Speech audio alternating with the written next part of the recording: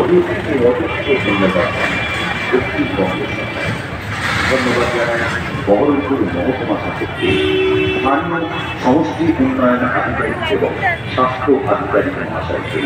আমরা ধন্যবাদ জানাই বহরমপুর পুলিশ প্রশাসন এবং বহরমপুর থানার ভারপ্রাপ্ত আধিকারিক মহাশয় ও অন্যান্য কর্মকর্তাকে, যাদের নিরলস সহযোগিতায় আমরা গর্বিত।